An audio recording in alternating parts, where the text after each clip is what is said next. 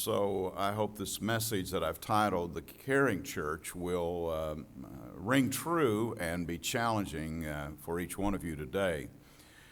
In Mark chapter 12, it says, one of the religion scholars came up hearing the lively exchanges of questions and answers and seeing how sharp Jesus was in his answers. He put in his question, which is most important of all the commandments? Jesus said, the first in importance is, listen, Israel, the Lord your God is one.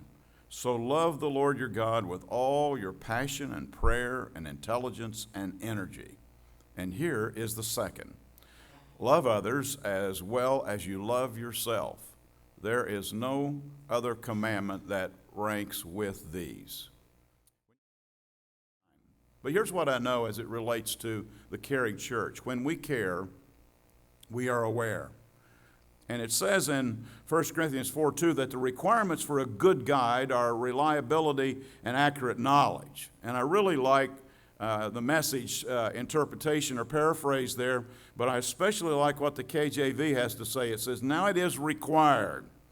In other words, we're talking about a royal law this morning. Now it is required that those who have been given a trust must prove faithful. When we have an awareness of what's going on in our world, then we have to step up as Christians and as a church and respond to the needs of those around us, and with that awareness, do something that creates a better view of who we are and what we're all about.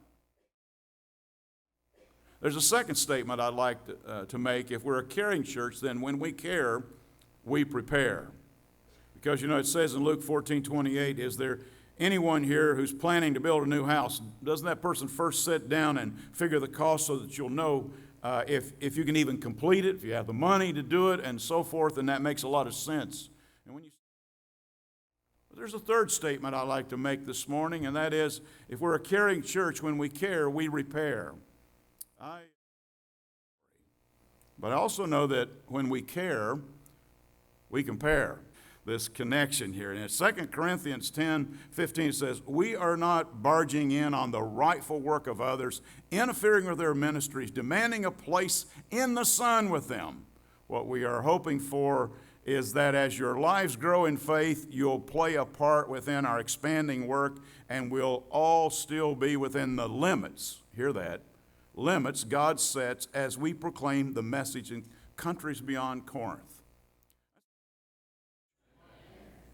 When we care, we also share. It says in 2 Corinthians 9:6, remember, a stingy planter gets a stingy crop, and a lavish planter gets a what? Lavish crop. And I want each of you to take plenty of time to think it over and make up your own mind about what you will give that will protect you against sob stories and arm twisting. Because God loves it when the giver delights in the giving. We should be willing to share our time, our talent, our treasure, if we really care. And finally, when we care, we dare. Joel says, I will pour out my spirit on every kind of people, and your sons will prophesy, and also your daughters. Old men will dream, and your young men will see visions. Let me leave you with this haunting poem. I tried to find the correct attribution today. The person who said it first, I couldn't, and if you find it out, let me know, but here's the way it goes. My neighbor's gold I never stole, but God, have mercy on my soul, for I am tormented by the deeds I have not done.